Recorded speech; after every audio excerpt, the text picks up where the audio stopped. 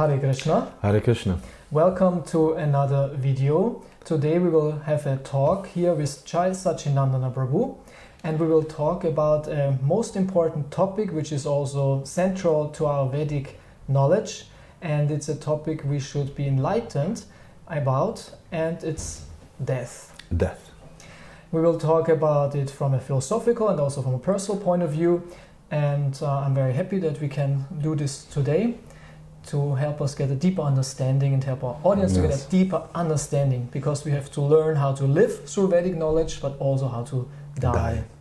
So Jaya Sachi, what is your personal experience with death? Did you have any?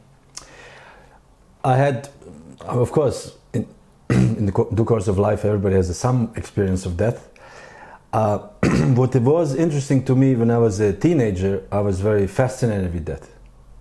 And this is because the family where I'm from, my father's side, they are, how we say, very much interested in this kind of topics, and they do even some magic and things like this. Okay. And so particularly when people die in their tradition, this is the whole thing. They put the food there when the person dies, and because they believe that when you die, the place where you go, every dead person when they go, it will be desolate place with no food or drink, so they will starve there, or they will be thirsty. So they leave the food, and they leave the food immediately at the funeral.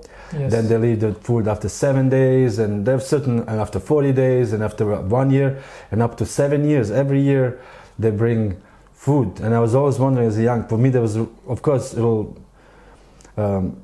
scary, as a young child, because I didn't grow up with them. They also spoke different language that I was speaking, and but I was always wondering, what is this death? What is it really that he's thirsty there, or she when they die, or what really happens? And this fascination with death was haunted me, but not in a morbid sense that I was thinking die, and I want to kill myself. I was very lively and not at all interested in. But death as a phenomenon, what is death? And then everything went with it in this way until one point when I read this Tibetan Book of the Dead, I think, Tibetan Book of the Dead. And this was explained actually what do people do when they die, what's going on when people die, and this opened a completely new horizon for me, and I thought, wow. And because by understanding that death is not the end, your life gained completely different meaning, and that's why I started seeking different religions, and that's how I came to the Hare Krishna movement after all. Yeah, so many people doubt that there is a life after death. What convinces you, I could say you're convinced that there's a life after death. What convinces you about that? Well, first of all, logic. You see, one thing is, as we spoke today, or you spoke today, that every thought or every idea brings so many other ideas. No idea or thought is isolated. So, for example, if you want to talk about death, you have to also talk about activities, what we do.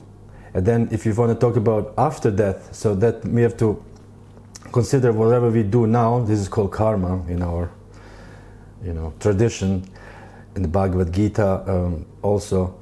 So whatever we do we prepare, our activities are preparing us to enter another life. And so when we enter another life, then it completely makes sense why is one person born poor, one person born with now one eye, or without whatever different hindrances. And some, on the other hand, some people are born completely rich and they have a wonderful life and careless life. And so then you wonder, why is this injustice? Yeah, some say accident. Some may say accident, but this accident doesn't make sense. Accidents don't make sense. Like when you drive car, you make an accident. It's not like just cars are just making by themselves. Accidents are happening because of the inattentiveness or whatever circumstances. So somebody does the accident. So nothing happens out of the blue. There's Nothing always a happens with no cause reason. before There's the always, action. we know from Aristotle, there's always the original mover. No object can be moved unless there's the original mover. You know, when people play pool, so there's old ball, we stay there for next 10 million years, but there's another ball, kicks it, and then the ball goes. So it has to be the original mover. So in the same way, we are moved beings. So we are moving, and we are moved by something. We are moved by our own actions, our own actions in previous lives. So you imply the reincarnation. You imply a life before this life. So we live in a life after this life, and we live also in a life before this life. Yes, I do. Yeah, I think when we have some suspicion, some feelings, and they might come from real experience. And yes. I see it in my life also. I don't know much about my life before that, but I can say one thing for sure: I haven't been an Indian. You have been Indian? I have not been an Indian. For sure not. I believe, yes. I have no connection to India whatsoever. This was a country with a huge question mark in my whole life. I have no interest in that. Yes. And so I can see there was no connection there. I think I was more or less from the same area here, Germany, Austria, and maybe also something involved in military. I think something in military was there. But I don't know much more than that. But there could be research. It's not that we encourage that, but there are people who really research that, and they find some interesting facts which show us there is a life before this, and we should as a conclusion think now about this life. Where will it lead now in the next? Yes, we just read about this in the Bhagavatam on the end of the 4th canto, on 29th chapter. About the mind, how mind is a vessel. Mind is like an interesting substance, actually, very interesting substance. That the body is just this dull thing, but because of the mind, and of course the soul first, the soul get covered with the false ego, and false ego, actually through the mind. Mind is like an executive hands. You know, we have in every government, you have an executive department, which is police, army, and so on. So mind is like this. Mind executes the wishes of this false ego through the body. You know, mind is like, okay, I'll take this hand now, and I will enjoy on this, and this is all coming from the mind. And it says that we cannot in reality control the mind, because mind is uncontrollable. Bhagavad Gita says it's more difficult to control than the wind. So therefore we have to change the way the mind desires. That's all. And once we change the way the mind desires, the mind will desire something else, which will be very beneficial to us. Exactly. And this is a spiritual life. Yeah, we should understand that we don't have of course, we have control over this life, this body, to some degree, but we have a lot of control for the next life, right? Yes. We can really determine what will be the next life, the next body, and this is part of karma tradition, karma kanda tradition in India. Yes. Of course, in our tradition, we go way further. We say no life at all in next life, so to say eternal life. But maybe we'll talk about this later. Now it's also important to understand the principles, how the whole thing works. So, but back to you. Do you have some other personal experience with death, where you saw someone dying, or you were close to it, and what were your experience there? For example, it was very humorous situation. We were once traveling in India. We had a bus. We traveled. At that time, it was 90s, mid-90s. 93, 94, and we traveled throughout India with the books at the programs, preaching and so on and so forth. And once we traveled very late, we wanted to distribute books in Agra, but we arrived really late, like 11 o'clock. And we wanted to park next to Yamuna, because we always park next to the river or the water, so we can take shower in the water or whatever. So we parked next to Yamuna. And then started the raining a little bit. It was raining, not raining, but just dripping a little bit. So we thought, let's hide somewhere.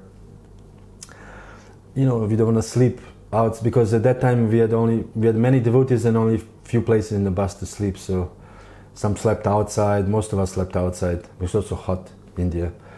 So we found this kind of like a cupola, I don't know how to call it, with 4 pillars. And you can just sit there and, you know, we thought, okay, let's sleep there. 2 people can sleep there. There was a space for 2 of us. So we put our mats, sleeping bags, we lay down. And maybe 1 hour after we fell asleep, 12 something, we heard people shouting and carrying something on their shoulders. With the fires, with the, how you call this? Lamps or flames. Yeah. And we were like, what's going on? And they were coming towards us. We thought, why they're coming towards us? We thought they want to kill, you know, we don't know. It's night and it's India. And they were coming to us. And one man ran towards us and said, get out of here, get out of here. Yeah. And we were like, what? He said, this is the place where we keep dead bodies. We were like, oh my God. We were like, oh no, you know. And then we were laying in this place where they keep the dead bodies, you know. Yeah. So we moved our sleeping bags like stupid foreigners, you know. And then we couldn't sleep after this because they were all chanting and singing, whatever, and crying, people, women. And then soon after, around 4 o'clock, the sun rose slowly, 4:30, and we realized this whole place is called Burning Gut. Oh, you slept at the Burning Gut? We slept in the middle of the Burning Gut. This is where they burn people, dead people in India. Yeah, in India, as we know, they don't dig them in the ground. They don't burn, yeah. They burn the people, and also in Jagannath Puri, at the famous beach. Yeah. What is called Svargadvar. The road is called Svargadvar. The gates to the heavens. Next to it is the burning place, and it's right in the middle of the city, more or less. Right? Yeah. So interesting, to see that also, right? To have the experience also of this state of life, that we don't exclude it, that we are aware. That yes, because in the West you don't see these things. You know, they bring it to a funeral home and everything is nice. Person in a tie is waiting for you. Welcome. And you can put your beloved here, and you don't really see. Everything is clean and covered. Everything is behind the doors. Like anything else. I mean, sickness is also behind the doors, or the crazy, the mentally ill people also behind the door. Everything is behind the doors nowadays, like as we are protected purposefully from this actual life. This is famous philosopher Michel Foucault. He wrote a whole book about it, how actually by analyzing this, what's going on behind the doors, we can actually analyze our whole society. So this is the same thing. The dead people, you don't really see. You know, put in a coffin and you don't see them. But this is like a real life, you know. And then while we were sitting there, of course, we couldn't sleep. We were chanting our rounds in the morning. We were chanting and looking at all these burning places. And as we were chanting, more and more people are coming. More dead people are coming. So they were storing, you can say, dead people in this place where we were sleeping.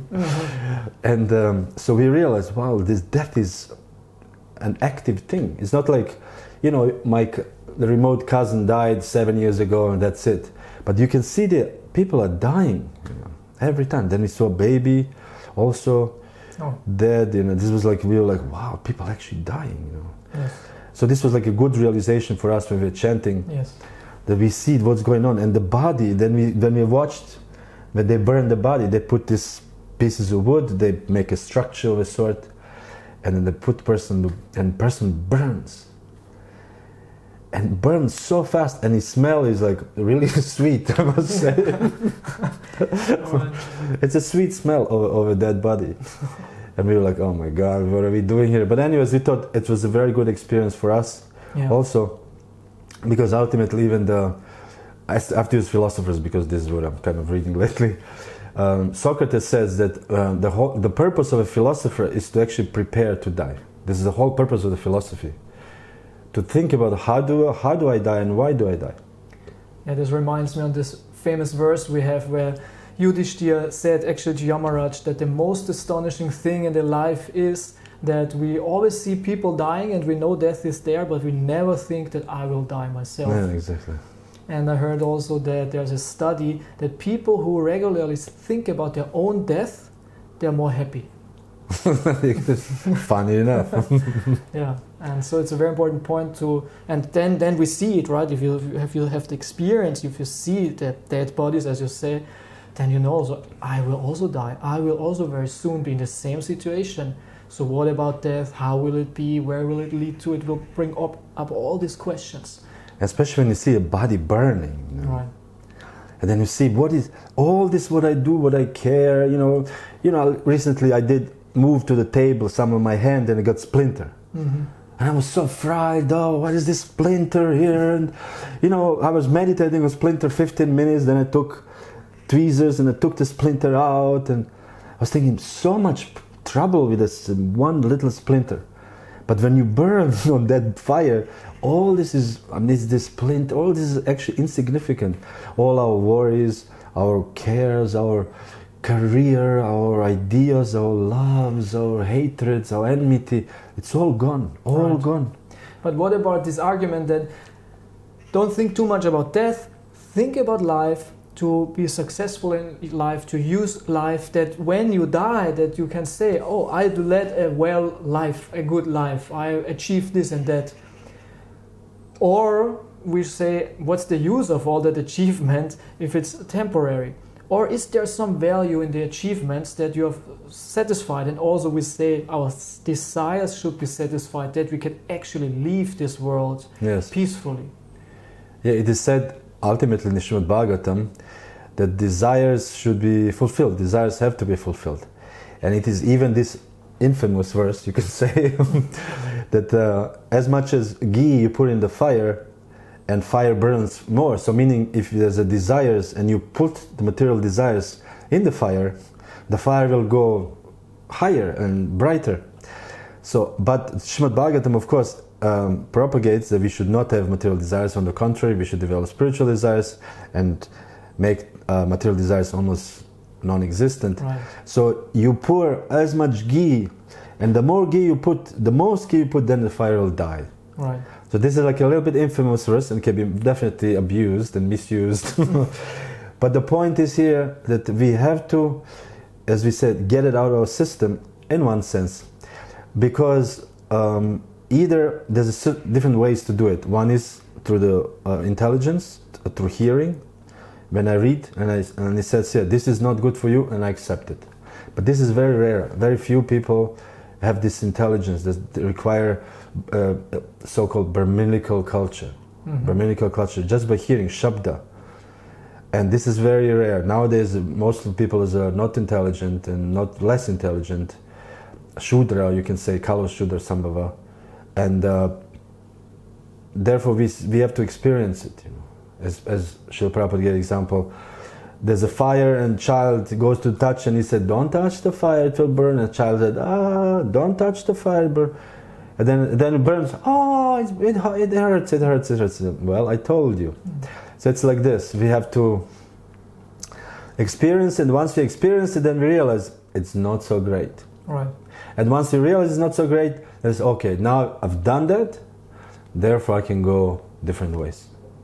So how do you prepare for death, or what is your goal after this life? I prepare myself for death. I already started thinking about that, as I said, when I was 17 years old, 16 years old. And I was thinking about this, what will happen when I die? And then not just what will happen, but can I do something to make it happen the way I want? You know, like we always want to do, you know, our own manual instead of waiting. Like, for example, you can go and stand out on the street and you wait, is it going to rain now? Is it going to be sun? But instead you build a house and then you control the rain and sun for yourselves, meaning that you control your future, as you said. By our mind we prepare ourselves, we act in a certain way, or we think a certain way, so that at the end of our life, as Bhagavad Gita said, yam yam vapi smaram bhavam, whatever we think at the time of death, then the mind, this material mind, will carry us to the next body. So whatever we think, it doesn't mean like now, okay, I think about king and I will become a king. But whatever is a summary of all the thoughts, of all the actions, like a how do you Durchschnitt? Average, or how do you say this in English? Average? All the thoughts together. conclusion of all the thoughts and all the actions together. Accumulation. Yeah, together, this is my mind. It carried me to the next life. So this is, therefore I joined the Hare Krishna one. I found this is the way to have a very successful next life.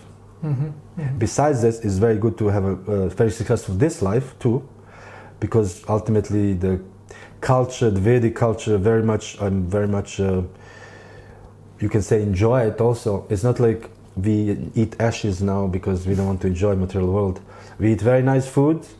In Vedic culture, there's a very nice cuisine, there's a very nice culture, relationships, life after all. In the Vedas it's all described.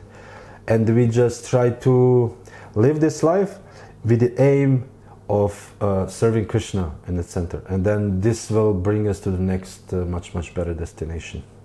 But do you have some specific or defined goals for the next life? Do you know already, okay, I will be this is where I want to go? Oh, I certainly do, of course. Well, what I didn't say, of course, chanting the Hare Krishna mantra is you can say the main ingredient in this whole thing, because Hare Krishna mantra is directly association with the Supreme Personality of Godhead Krishna, and when we associate with Krishna, we also become Krishnaized, as Prabhupada says, and as the name of my channel is. That's the name of your YouTube channel. Yeah. We put a link in the description below. Okay. So you become Krishnaized, and then when you become Krishnaized, then you are also, you're going like you can say half of my endeavor, half of you also get support from Krishna. And then carries you, what is the goal of our sampradaya? Each sampradaya, each spiritual school carries one to a certain destination or offers a certain destination. Like for example, you go to a tourist agency and they said, we have a Greece for 329 euros and we have a Turkey for 554. Nice hotel. If you have this country, we have Maldives, we have different destinations. So spiritual life or the Vedas or different even spiritual groups, they all offer different destinations. And Krishna Consciousness, International Society for Krishna Consciousness, coming in the line of Brahma Madhva Gaudiya Sampradaya, offers this supreme destination which is called Goloka Vrindavan. And this is our goal and this is my aspiration. So you want to go there? I certainly want to go there. So ultimately, yes. So what's going on there that it makes it so tempting to go there? Oh, this is a very big topic. Maybe concisely. Yeah. Okay. What is going on there is that first of all, we get something which is called liberation. In India is famous as moksha. Everybody knows what moksha is. But moksha, again, it's like every tourist agency offer, okay, we can go to the ocean side. Like moksha is the ocean side. But which ocean side? There's so many different ocean sides. You know, some of them are not so nice, some of them are pebbles, some of them are rocks, but some of them are fine sand, white sand. Like in Hawaii, there's a sandy beach. Of course, this will be a difficult beach, but waves a little bit deep and dangerous. But there's I forgot the other beach. It's very nice, for example, very nice, fine, white sand. So in the same way that we get this moksha as a spiritual practitioners, liberation from material existence, first of all, you are free from pain, sufferings, all kinds of illusions, and in general waste of time in the material world. But besides that, or beyond that, we also get this opportunity to go to different places in the spiritual realm, which are many. And one of them is this famous, everybody knows, this impersonal moksha, merging into the white light. This is completely non-interesting to us because we have something higher. And this is various Vaikuntha planets. We also in India, many people know Vaikuntha planets. And there's a Ramloka, various destinations. But for us, what is important is this Goloka Vrindavan, where Krishna, Supreme Personality of Godhead, plays his flute. And his flute is extraordinarily spiritually charming. And he's associated with his friends, his gopis and gopas. and they very much involved in the interpersonal relationship. In the others, maybe not so, you can say personal or close, but this is a very, very close relationships. So this is very attractive to me. Mm-hmm.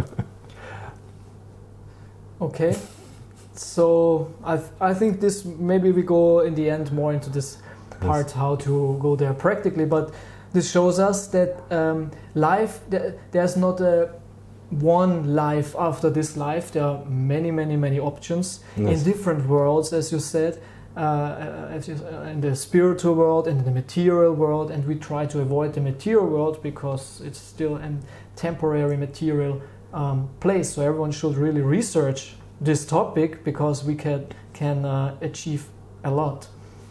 So, but complete other topic, of course, topic in this regard. Yesterday someone asked me also, because one of his friends committed suicide. So, and he asked me what I say, and I said something about it. So what can we say about suicide? Can we not do like that we say, oh, life is too difficult, it's too troublesome, I take my chopper in one hand, Hare Krishna, and the revolver in the other hand, Hare Krishna, Krishna, Krishna, and go back to Krishna. Can that work?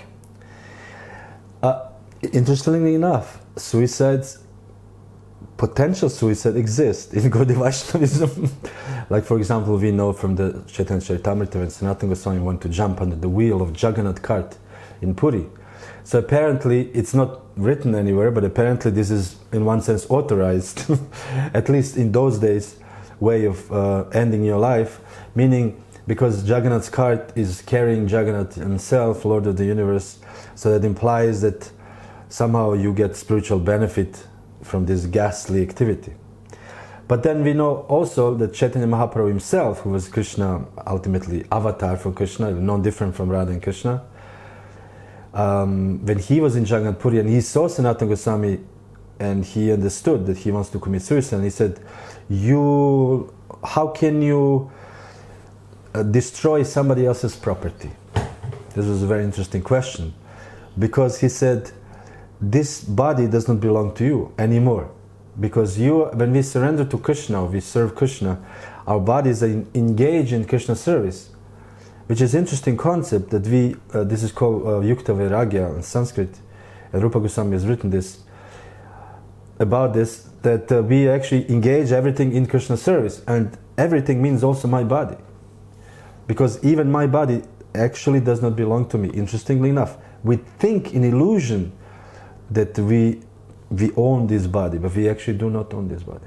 Yes. For example, I was born not really, I did not think, okay, I want to be born in such and such land, in such and such hour. I was just thrown here. And then throughout my life, things are happening to me that I don't really want to. Like, I don't know, for example, I had to go to this military academy. I didn't want to go. My parents sent me. I was 14 years old. What can I do? My parents just say, go. So many things in our lives happening that we don't want to. Whatever happened to us, we have a headache, or we get suddenly terminal disease. Who wants to terminal disease? Okay, now today I would love to get a cancer. Nobody wants that. But it happens to us over and over in car accident. Nobody thinks like, oh, today we have a nice crash. Nobody wants this. So things are unwanted, happening unwanted to us or unwillingly. This is also one proof that we do not own this body. These things are happening to us. So we use this body also. We realize this is not my body. This is nirmama. This is not my body. So therefore, whatever I have, I use it. So I happen to have this body at the moment, so I just use it in Krishna service. And therefore, Chaitanya Mahaprabhu said, you cannot kill yourself. This body doesn't belong to you. The body belongs to me. You offer it to me as a service, so now I will use it the way I want. This is like in one sense, for the materialist who don't know anything about spiritual life, sounds terrible, but in the other sense, it sounds wonderful, because this is a proof that Krishna cares for a person, for a devotee himself, which is like a very, very nice thing. So what happens to someone who commits suicide then? I recently actually read just like a month ago about this, and there's a one planet, I forgot the name, Bhuta, whatever, Loka. It's only 80,000 miles away from here. North, I mean, in the ether. And this is the planet of where the Shiva, Lord Shiva resides, and this is the planet of these ghostly creatures. So when somebody kills himself or herself, it is considered very, very inauspicious. And as long as this body is not paid certain, or you can say understanding or pay, for oral activities you have to somehow pay it back. So this is like a considered sinful activity. So for a person who does this or did this, they have to somehow pay it back and understand. And meanwhile, they will have not a physical body. And without physical body, with just a subtle body, this material mind floats around, it is very painful existence. It's like you want to drink water, but you don't have a body to drink. You know, if anybody has been sick, you lay down, you know, sometimes we have fever or whatever, and you want to drink water, you don't have a strength, and it happened to me before.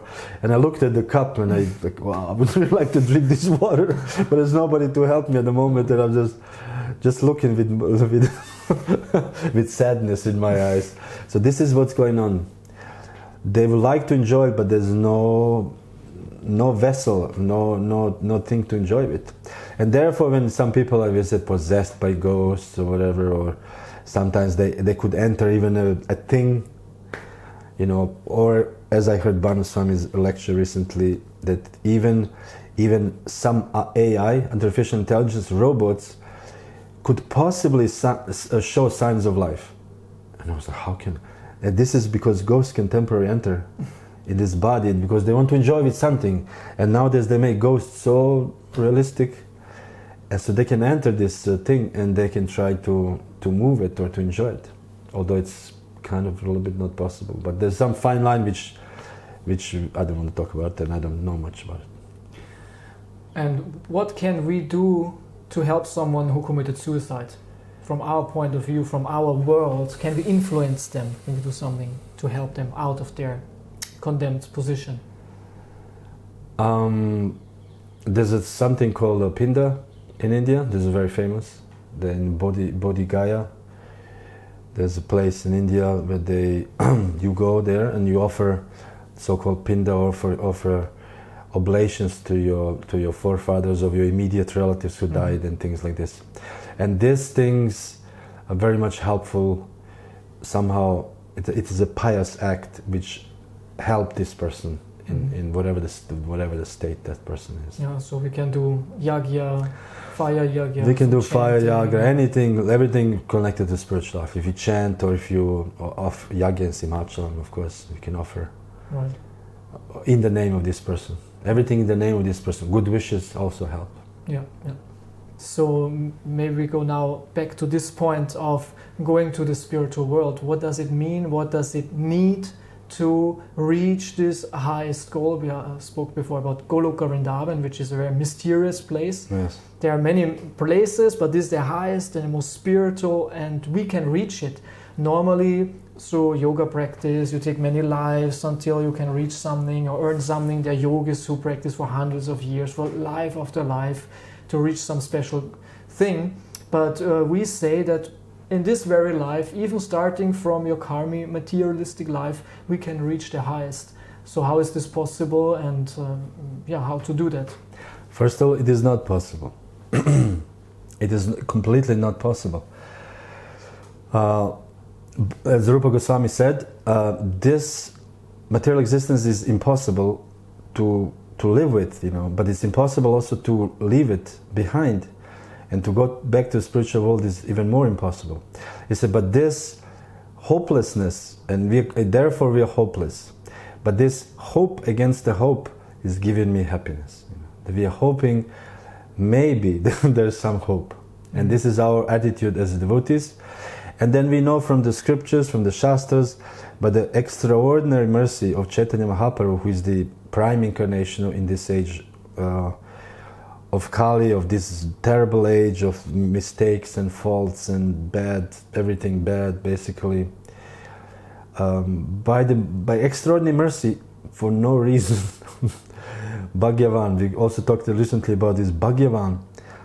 It's just fortune, that's all it is. Fortunate souls, completely unqualified, not even have capacity to be qualified, but we get somehow this highest mercy. This is like an amazing situation we're in. And we should definitely use it, right? This is crazy to not strive for Krishna Bhakti.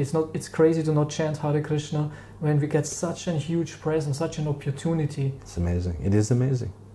And yet, we still forget after some time. This is this is the proof that people in Kali Yuga are not quality. There's no quality there. So we have to always remind us about that fact. Yes. And this we do by the sadhana, daily sadhana, by reading of the books of Srila Prabhupada, and also to consciously remember that again, to make like this affirmations in mind, right? To become Affirmations, that's it. Aware of this greatness. Like look at anything, like nowadays, for example, when I was growing up, maybe you also, to be a sportsman, for example, football player, it was like, okay, you have to have a little talent, run around a little bit, But nowadays, to be a football player, you have to be a gladiator. They run like 15 kilometers a day or whatever. And there's like a serious, they all look like they can really beat you up, I remember in the 70s, they play without this shoots, how do you call this, protectors, and they're all running around with style, Brazilians. And nowadays it's like running and starting to break your leg. They're so tough and strong, meaning that this time to be successful nowadays in anything about not just sports but anything, you have to be like top of the top. The competition is so fierce. Nowadays with the internet, all the barriers are broken. Anybody can be anything. Anybody can write a book, for example. Yes. So to write a book, you have to be like extraordinary good. Yeah. Or to be an actor, you have to be like extraordinary good. Yeah. So you say everyone can write a book, but that this book becomes successful, you have to really do it well, because there is an overflow of books and information, and how to get heard in a noisy world is the art. And so to go back to Godhead, we should put this much effort. This was the whole my point. Yeah, to put huge effort to reach that. And why would we not put that much effort? If we want to put too much effort, that much effort to become a writer or to become a football player, why don't we put 10 times more effort to actually go back to Godhead? Because it's our own benefit. It's for our own benefit. The only problem is not what stops us is a conviction, lack of conviction. Lack of understanding, lack of conviction, that's all. We are not convinced. If you're convinced, we know from even in the past, in these revolutionaries, they gave their lives, they jump on a bomb, or, this Leninist, whatever, in the early 1900s, they gave their lives for the cause. So, because they were convinced. And nowadays, people not convinced, people are mostly lazy. Especially they are not convinced about the spiritual things what we discussed. Yes. They are materially very convinced, and there are many very successful and admirable people actually there. But spiritually, the mass definitely is not convinced and not committed. Yes. So this is also. So therefore, we as devotees or aspiring devotees or aspiring to be aspiring devotees, we should be trying to seek how can I be convinced. What is it? What are the ingredients that will make me convinced? Because this can be artificially done, unartificially. But it can be cultivated. Yes, it's not like if one day you sit in your couch with your remote control watching TV and suddenly God appears to you and says, "I was waiting for you to finish the movie." We actually have to do something, and this is Krishna consciousness practice, and this is called so-called sadhana bhakti, so-called. Practice in devotion in practice, that we actually have to do some even mechanical sometimes things, like we wake up early in the morning, we lead certain lifestyle, we give up certain things, we accept certain things which we would not accept, which give up certain things which we will not give up. All these things are not there just to be now you become a member of the religious institution, you're one of us. But it's more like your own personal assistant in your spiritual journey. Right. Should learn. Sadhana. Right. We should practice that. We learn that lifestyle and this art to make this the most important thing in life, because this is in the end the only thing that counts. Yes. Spiritually, it's, of course you can say I do some material things and next life it will continue, yeah, but you will stay in the material world, you will suffer, it might not work out as you expect. So we shoot for a more secure and better goal, which is then spiritual world and Krishna's world. Yes, and this is the message of our parampara. Of course, we also don't, expect, or parampara doesn't expect everybody to be suddenly Paramahamsa, great souls and giving up everything. Most of the people will go this slower path. But these people who go slower path, they are knowing at any time, I'm going this slow path, but this is not the end. I'm going towards this goal, towards the mountain, towards the top of the mountain. I may be now in the valley, but the goal is not to stay in the valley, the goal is to climb up the mountain. And I may not be able to climb the mountain very fast, like for example somebody else who's going really fast and in all kinds of circumstances, but I'm going my pace, but my goal is to go there. So this is like a very important factor to understand, that we are not the spiritual life means, okay, we act according to our means, but we also know that my means may not be the most, the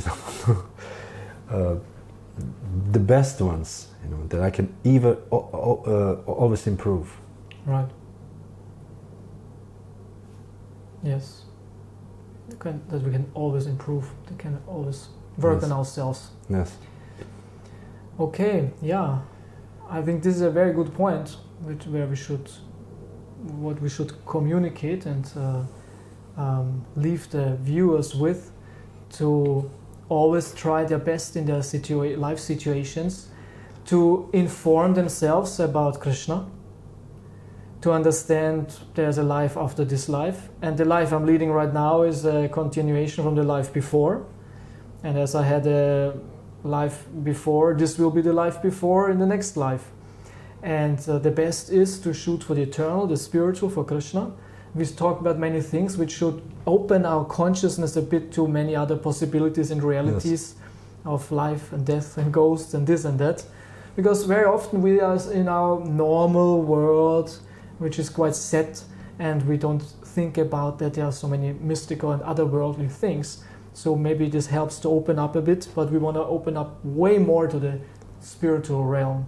Yes. And so viewers should understand that their life is very, it's a gift, and this knowledge is a gift, and we should use it because, as you said, it's the greatest, mercy actually. And so, thank you that we could talk about this topic. Maybe you like to give some final encouragement or some 2-3 practical tips for our viewers, or for those who already practice, to make it more effective. It just came to my mind now, when it was many years ago, I was reading the book called The Way of the Samurai. This is very interesting, like a codes of living, like of a samurai. Sutras, but I don't know exactly the whole thing, but I remember one particular code which I repeat many times to myself also. Affirmation. Yeah, and this is like one of them. When samurai goes to a mission, he has to go to kill somebody, or he has some mission. Sometimes on the way there, suddenly starts raining. And it says, samurai never hides from the rain. Because if you hide from the rain, you would divert your mind from the mission, and you will not be clear-minded. When the time comes to actually execute your mission, your mind will be disturbed. So samurai never hides, never goes under the awning or whatever. Samurai is always fixed in his goal. So I thought this is like a really nice for the devotees, that there's so many disturbances that can come on us, so many, and instead of looking for awning to hide underneath or alleviate us from the burdens or whatever, we should just, like a samurai, okay, let it rain, it will stop, but I'm just keep on going. And this is Bhagavad Gita even says, Matras Pashas Tukunteya, Shitoshna Sukha Dukkada, Agama Paino Nityas, Tam Titiksha Subharat. One should learn to tolerate all kinds of disturbances and have a fixed mind on the goal. And chant Hare Krishna, of course, all day long. Like a spiritual warrior. Like a spiritual samurai. Spiritual samurai. Exactly. Okay, Jaya Sacinandana Prabhu, thank you so much for this very definitely encouraging interview. Yes. Thanks for your stories and your realizations. Thank you for telling. I'm not saying about these stories. I don't know why did I tell them. Yeah, we brought it out. Very good. That right, because it's interesting. Yeah. Thank you so much. Hare Krishna. Hare Krishna. Thank you for watching. If you want to follow Jaya Sacinandana Prabhu more, I will put all the interesting links in the description below. Thank you for watching and see you next time. Hare Krishna. Hare Krishna.